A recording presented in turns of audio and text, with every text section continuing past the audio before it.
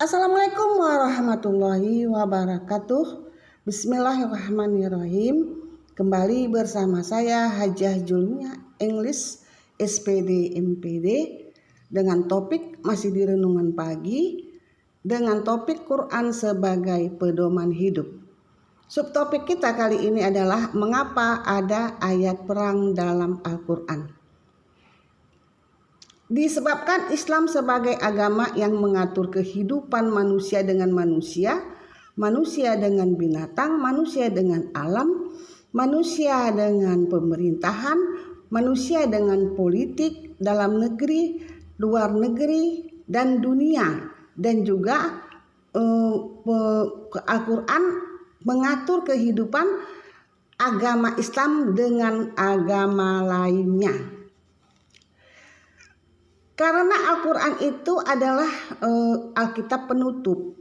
Nabi Muhammad itu adalah Nabi penutup. Agama Islam itu adalah agama penutup. Nah, mengapa terjadi perang? Disebabkan perjalanan sebuah negara.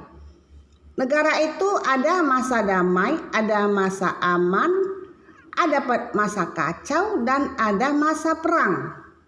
Kapan kita wajib perang? Ketika kita diserang. Kita wajib perang ketika kita diserang. Nah, pada waktu perang itu kan ada kesepakatan. Dalam kesepakatan itu apabila orang yang berperang itu, kesepakatan itu, orang yang berperang melanggar kesepakatan, maka wajib perang atau jihad fisabilillah. Kalau kita membaca semua kitab suci ada tentang perang. Sebagai pertanyaan, apakah negara kita Indonesia dalam situasi perang? Ketahuilah bahwa Quran tidak menambah orang zalim.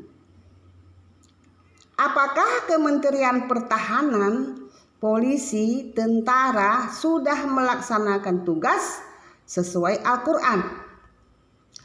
Apakah Presiden kita juga sudah melaksanakan tugas sesuai Al-Quran? Nah, itulah tadi tentang judulnya, yaitu Quran sebagai pedoman hidup. Subtopiknya mengapa ada ayat perang dalam Al-Quran. Nah, kalau kita lihat fenomena negara kita Indonesia, apakah kita sudah wajib jihad? Apakah kita wajib perang? Nah, kita lihat ya, kalau kita perang itu kan biasanya sama ini ya, sama orang luar yang datang menjajah kita, seperti pada zaman dulu kan. Perang kita habis-habisan merdeka atau mati.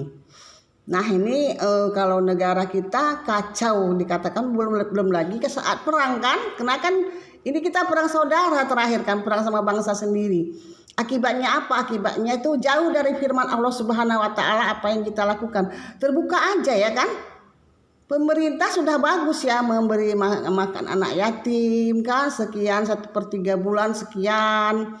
Kemudian anak-anak kuliah diberi santunan, dikuliahkan. Nah, udah bagus. Nah, tetapi ini ada suatu masalah, yaitu rempang galang, yang penduduknya yang tidak ada sertifikatnya, yang belum dibuat sertifikatnya, yang sudah dijanjikan oleh presiden pas waktu kampanye mau dibuatkan sertifikatnya. Dan bukan semua ya, ada sebagian orang kan nggak mau sih ngurus sertifikat, udah di tanah nenek moyangnya raja udah memberikan kepada dia. Mengapa lagi dia ngurus sertifikat? Bukan nggak mengeluarkan uang mengurus sertifikat itu, bukan nggak payah. Dasarnya pun kadang-kadang ada nggak surat dasarnya itu untuk membuatkan sertifikatnya, nggak ada. Memang ketika setahu kita kan undang-undang dasar kita adalah bumi, air, semuanya adalah milik negara. Tetapi Pak penguasa milik negara yang mana, nanti mereka Itu tanah Rempang tuh ada nanti suratnya sama orang itu, surat raja. Raja-raja tuh semua punya surat. Disimpan orang itu tuh pemerintah penguasa, disimpan orang itu. Raja-raja tuh pun nggak bodoh, raja-raja Melayu tuh surat-suratnya ada tuh semuanya. Pak penguasa. Jadi jangan kita menjadi perang saudara kita ya. Jadi masih banyak jalan kita untuk berdamai. Kenapa? Karena ini kan pada bangsa sendiri. Kita ketahui bahwa yang menjaga negara ini adalah presiden, Kementerian Pertahanan, polisi, tentara.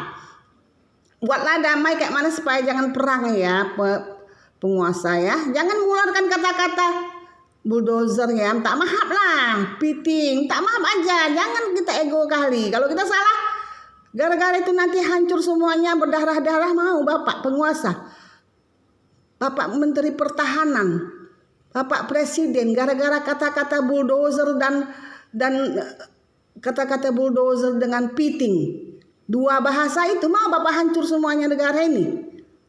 Pak, hukum karma nanti Pak. Tundukkanlah Pak. Kita aja yang tahu kita benar. Orang tahu kita salah Pak. Kesalahan kita di mana, orang semuanya enggak tutup mata Pak. Oke lah, itulah renungan pagi dari saya, Hajiah Julmia English, SPD MPD jurusan Bahasa Inggris dan jurusan Bahasa Indonesia. Ya, sebagai anak Melayu mengharapkan kepada seluruh Indonesia ini aman, damai dan sejahtera. Wabillahi taufiq wal hidayah. Assalamualaikum warahmatullahi wabarakatuh.